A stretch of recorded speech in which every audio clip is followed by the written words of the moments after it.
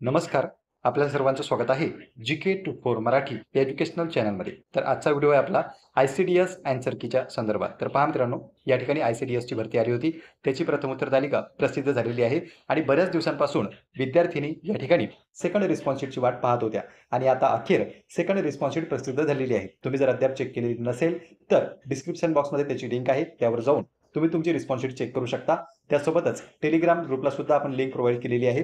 त्यामुळेच डिस्क्रिप्शन बॉक्समध्ये टेलिग्राम ग्रुपची सुद्धा लिंक आहे, त्यावरूनही तुम्ही टेलिग्रामला जॉईन होऊ शकता आणि चॅनलला अजूनपर्यंत जर सबस्क्राईब केलेलं नसेल तर सबस्क्राईब करून घ्या, जेणेकरून कोणतीही महत्त्वपूर्ण माहिती किंवा नवीन अपडेट तुमच्याकडून मिस होणार नाही. तर या ठिकाणी सर्वात प्रथम माहिती अशी आहे की बऱ्याच विद्यार्थिनींना अडचण आली होती प्रथम उत्तर तालिका चेक करताना.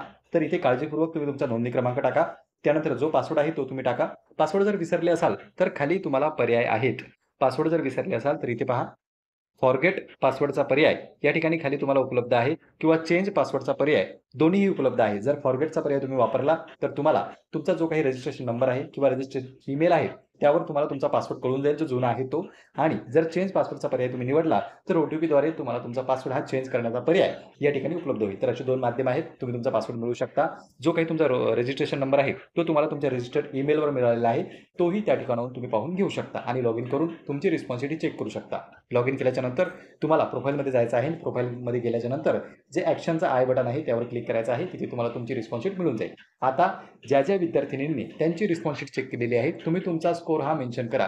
काही विद्यार्थ्यांनी टेलिग्रामच्या माध्यमातून संपर्क साधलेला आहे की आमचं सिलेक्शन होणार आहे का किंवा नाही होणार आहे. तर या सर्व बाबींबाबत आपण आजच्या व्हिडिओमध्ये डिस्कस करणार आहोत. तर सर्वात प्रथम तुमचे काही मार्क्स वाढले का, काही कमी झाले का ते तुम्ही मेन्शन करा. किती प्रश्न रद्द झाले किंवा काय तुम्हाला बदल तुमच्या रिस्पॉन्स शीटमध्ये दिसलेला आहे त्या सर्व बाबी तुम्ही कमेंट सेक्शनमध्ये मेन्शन करत चला, जेणेकरून इतर ज्या काही विद्यार्थिनी आहेत त्यांनाही त्याबाबत कल्पना येईल. आता जाऊया आपण आपल्या मेन मुद्द्याकडे. तर पहा मित्रांनो, या ठिकाणी आय-सी-डी-एसची सेकंड रिस्पॉन्स शीट आलेली आहे. त्याचा कट ऑफ किती असू शकतो याचा देखील अंदाज आपण पाहणार आहोत. पण त्यापूर्वी ज्या काही जाहिरातीमधील महत्त्वाच्या बाबी आहेत त्या आपल्याला जाणून घेणं गरजेचं आहे, जेणेकरून तुमचं सिलेक्शन होणार आहे किंवा नाही याची पूर्वकल्पना तुम्हाला याच्या माध्यमातून मिळेल. तर सर्वात प्रथम इथे तुम्ही पाहू शकता तो काही तुमचा पेपर पॅटर्न होता. काही जण म्हणत असतील की पेपर सोपा होता, असं होतं तसं होतं. पण पहा, ॲक्च्युअलमध्ये जो विद्यार्थी किंवा विद्यार्थिनी त्या ठिकाणी पेपरला उपस्थित असतात त्यांना हा पेपर कधी सोपा जात नसतो, कारण की त्यामध्ये असतं आपल्याला टायमाचं बंधन. दुसरं, जी काही एक्झाम आहे त्याचं प्रेशरही आपल्यावर असतं, वेळेचं बंधनही आपल्याकडे असतं आणि त्यासोबतच एका कंबाईन येणारे विषय म्हणजे मराठी असो, इंग्रजी असो, संगणक ज्ञान असो, गणित असो, बुद्धिमत्ता असो, तर हे सर्व विषय आपल्याला त्या ठिकाणी कंबाईन येतात. जेव्हा केव्हा प्रश्नपत्रिका बाहेर येते किंवा काही प्रश्न बाहेर येतात तेव्हा तुम्ही उत्तर सहजासहजी सांगू शकता, पण ॲट द एक्झाम टाईम तुमच्याकडे वेळ किती आहे, तुमची समयसूचकता किती आहे आणि त्यानुसारच तुम्ही तुमच्या प्रश्नाचं उत्तर कोणतं देता हे डिपेंड करते. त्यासोबतच इथे आणखी एक महत्त्वाचा विषय आहे, तो म्हणजे निगेटिव्ह मार्किंगचा. तर निगेटिव्ह मार्किंगमुळेही काही विद्यार्थ्यांनी या ठिकाणी बॅकफायर झालेले आहेत आणि त्यांना त्यांचे मार्क्स कमी झालेले इथे दिसतात. जर निगेटिव्ह मार्किंग नसली तर आपण 100 पैकी 100 अटेम्प्ट करू शकतो, पण जर निगेटिव्ह मार्किंग नसेल तर काही असे प्रश्न असतात ज्याची उत्तर आपल्याला नक्कीच माहीत नसतात आणि प्रत्येक परीक्षेमध्ये असे काही प्रश्न असतात की ज्याचं उत्तर शक्यतोवर कठीण स्वरूपाचं असतं, ते आपण देणे या ठिकाणी टाळतो आणि त्यामुळे आपला जो अटेम्प्ट आहे तो कमी भरतो आणि कमी भरल्यामुळेच आपला स्कोर देखील कमी होतो, कारण की निगेटिव्ह मार्किंगमुळे आपले जे काही आलेले योग्य मार्क्स आहेत तेही वजा केल्या जाऊ शकतात. तर इथे पहा, एक झालं की तुमचा पेपर पॅटर्न हा इतकाही सोपा नव्हता, मॉडरेट स्वरूपाचा तुमचा पेपर होता. आता जागा किती आहेत आणि अर्ज किती आले, तर जागा आहेत एकूण 102. त्यामध्येही विभागणी झालेली आहे, म्हणजे ज्या काही कॅटेगरी आहेत open, OBC, SC, ST, EWS, SC, BC, NT या ज्या सेक्शन आहेत कॅटेगरीचे त्यामध्ये जागांचं डिव्हायडेशन झालेलं आहे आणि त्यासोबतच यामध्ये जे अर्ज आलेले आहे 88,768 अर्ज या ठिकाणी प्राप्त झाले. तर सर्व 88,000 विद्यार्थ्यांनी या ठिकाणी पेपर दिला का, तर नाही. यापैकी गैरहजर राहिलेले सुद्धा असतील आणि परीक्षेला बसलेले सुद्धा असतील, पण तरी मात्र किती स्पर्धा आहे याचा अंदाज तुम्हाला या फॉर्मवरून प्राप्त होतो. 102 जागा आहेत फक्त आणि त्यासाठी आलेले आहेत 88,000 म्हणजे 80,000 प्लस या ठिकाणी कॅन्डिडेटने फॉर्म भरलेला आहे. तर इथे पहा मित्रांनो, समजण्यासारखी गोष्ट ही आहे की सध्या महाराष्ट्राचा जो GR आहे किंवा जो काही निवड करण्याचा तुमचा GR आहे, आपण जाहिरातीवर जाणार नाही आहोत, कारण की जाहिरातीमध्ये जर गेलं, लास्ट व्हिडिओमध्ये आपण त्याबाबत डिस्कस केलेलं आहे.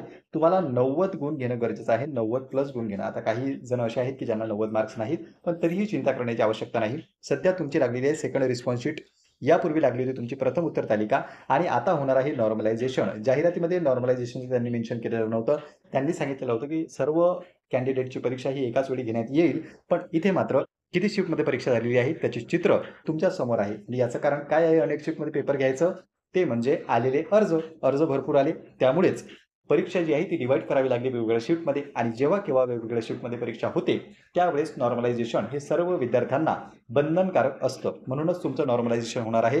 सेकंड रिस्पॉन्स शीटनुसार तुम्हाला जे काही मार्क्स मिळालेले आहेत त्यामध्येही बदल होणार आहेत. म्हणून सध्या जे मार्क्स मिळाले ते तुमचे फायनल मार्क्स नाहीत आणि त्यावरूनही कट ऑफ तुम्ही डिसाईड करू शकत नाही. आणखी तुमच्या मार्कात फायनल बदल होणे बाकी आहे. तो बदल होणार आहे नॉर्मलायझेशन झाल्याच्या नंतर. आता नॉर्मलायझेशन कोण्या शिफ्टचं जास्त होणार, कोण्या शिफ्टचं कमी होणार, तो एक्झॅक्ट कोणीही सांगू शकत नाही. तो पूर्णतः कॅल्क्युलेशनचा पार्ट आहे आणि कॅल्क्युलेशनचा पार्ट झाल्याच्या नंतरच फायनल जी काही मेरिट लिस्ट येणार आहे त्यामध्ये तुम्हाला कळून जाईल की तुमचा रॉ स्कोर किती, तुमच्या शिफ्टचं नॉर्मलायझेशन किती झालं आणि तुमचे मार्क्स किती वाढले हे तुम्हाला कळेल. ते म्हणजे मेरिट लिस्टमध्ये. आणि मेरिट लिस्ट यायची अजून बाकी आहे. सध्या फक्त आलेली आहे ती म्हणजे सेकंड रिस्पॉन्स शीट. तर इथे पहा एक्सपेक्टेड कट ऑफ काय असू शकतो. तर पहा फायनल कट ऑफ जो आहे तो ओपनचा जर पाहिला तुम्ही तर 150च्या आसपास लागण्याची शक्यता आहे ओपन कॅटेगरीसाठी. जागा कमी आहे त्यामुळेच आपण बोलतोय. अजून नॉर्मलायझेशन व्हायचं बाकी आहे. BMC असो किंवा इतर काही ज्या काही भरत्या झाल्या त्यामध्ये आपण पाहिलं की 30 ते 35 मार्क्स विद्यार्थ्यांचे वाढले. किती वाढले? 30 ते 35. तर हे नॉर्मलायझेशन जे आहे त्यावर ठरणार आहे तुमचा फायनल कट ऑफ. पण सध्या जर आपण अंदाज लावण्याचा प्रयत्न केला तर 150च्या आसपास हा ओपन कॅटेगरीचा कट ऑफ लागू शकतो आणि त्याच्या खालोखालच 145 हा OBC कॅटेगरीचा कट ऑफ राहण्याची शक्यता आहे. आता जे काही SC कॅटेगरी आहे तिचा 140च्या आसपास लागू शकतो आणि ST कॅटेगरी जी आहे तिचाच कट ऑफ हा 130 ते 35 इतका कमी येण्याची शक्यता आहे. 130 ते 35 म्हणजेच ST कॅटेगरी जी आहे तिचा कट ऑफ हा 130 ते 35 राहू शकतो. बाकीच्या कॅटेगरी आहेत म्हणजे SC असो, NT असो, OBC असो त्या याच्या प्लसच राहतील. ओपन जो आहे तो 150च्या आसपास राहू शकतो. OBC जो आहे तो 140च्या आसपास राहणार आहे, 145. त्यानंतर SC कॅटेगरी जर तुम्ही पाहिलं तर 140 135 याच्या दरम्यान राहू शकतो. ST जर पाहिलं तर तो 130 पर्यंत खाली येण्याची शक्यता आहे.